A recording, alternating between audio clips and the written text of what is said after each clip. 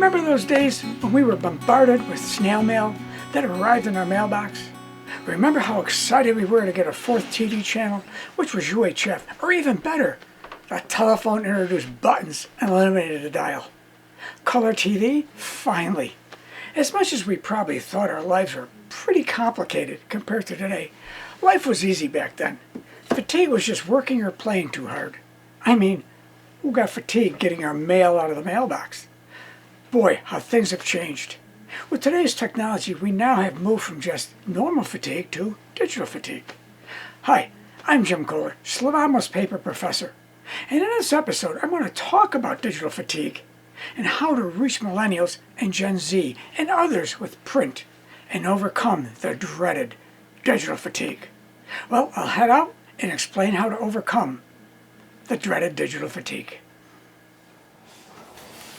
Life seemed so much easier back then. As a kid, I still remember having a party line on our telephone. So when you wanted to make a call, someone else may actually be on the line. I still remember my mother picking up the phone and saying, "Sorry, Kathy, I need to make an important call." TV screens? Nope, we didn't get screen fatigue from them, as we only watched TV for a while in the evening. Black and white at that. Okay, so now you know I'm an old guy. So what is the actual definition of digital fatigue?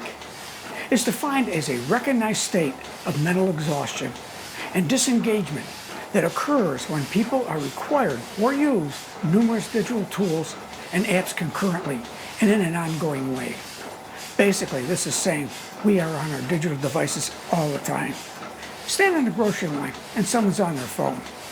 I still remember being in a coffee shop and I saw a young couple not talking to each other, but texting. And I really hope they weren't texting each other.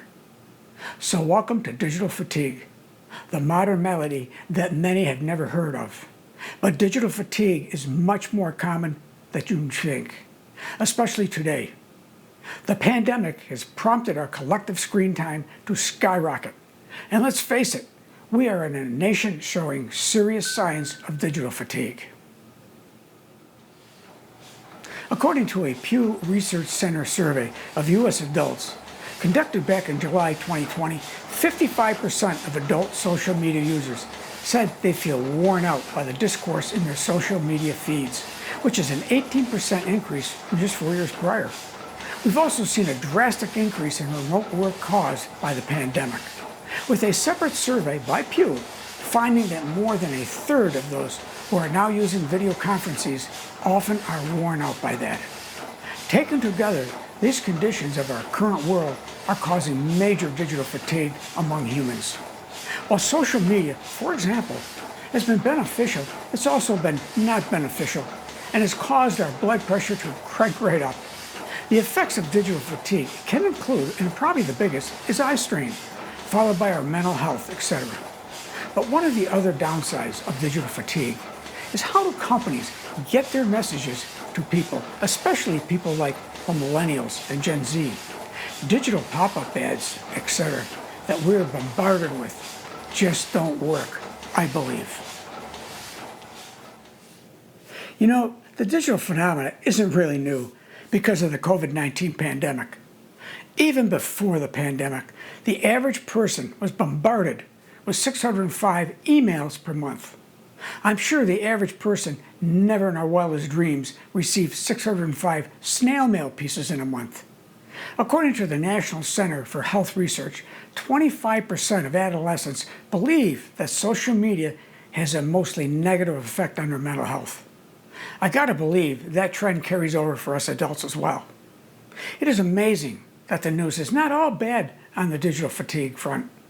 Digital natives like millennials and Gen Z have actually responded to digital overload by setting boundaries with their devices and actually turning to print for that information they really trust. So how do advertisers and companies target customers in the age of digital fatigue? Well, print, of course. Print doesn't result in digital fatigue.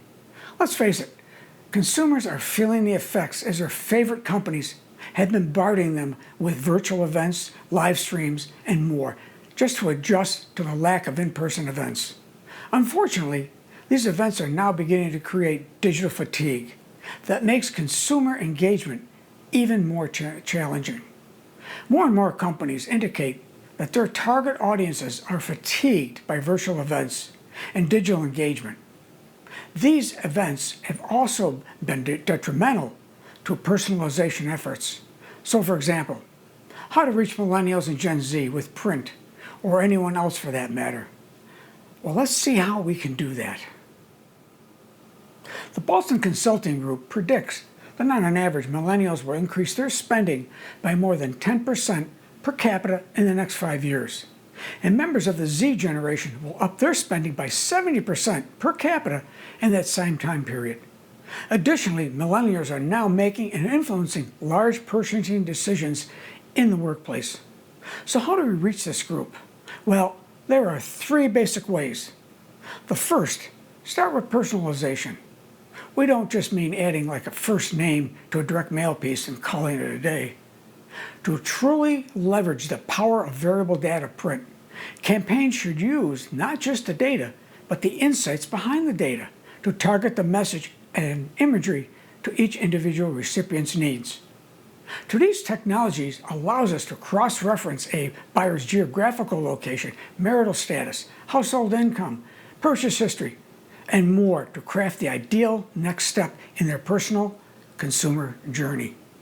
Now today, Apple, for example, allows users of the iPhone to turn off tracking by companies or advertisers. But that data is still available based on credit card purchases or other buying habits. The second way is to omni-channel. Yes, being online all the time is making us tired, but we haven't thrown away our smartphones and tablets, and let's face it, we probably won't. Millennials and Gen Z still want the ability to engage with a brand or make a purchase in their terms and when they want it. In a way, we have become a fast food society, meaning whatever we want it now. Amazon, 2-day free shipping, or in some cities that day or within hours. Make it easy for recipients to come back to your printed piece at any time and start a conversation.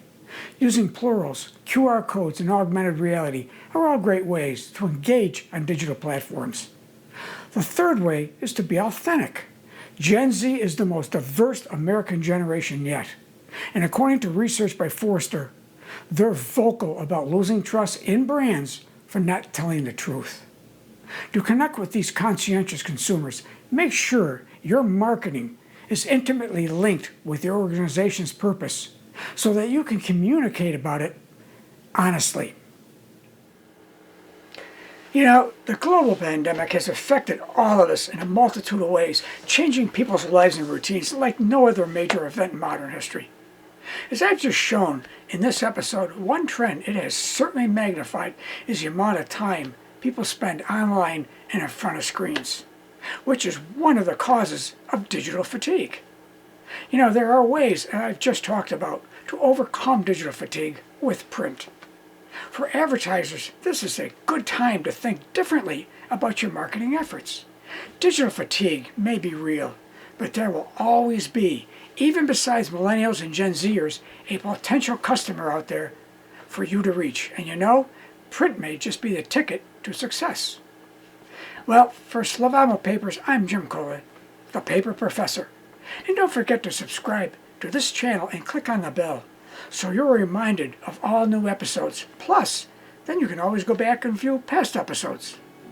So, with all that, I sure hope to see you in the next Paper Professor episode.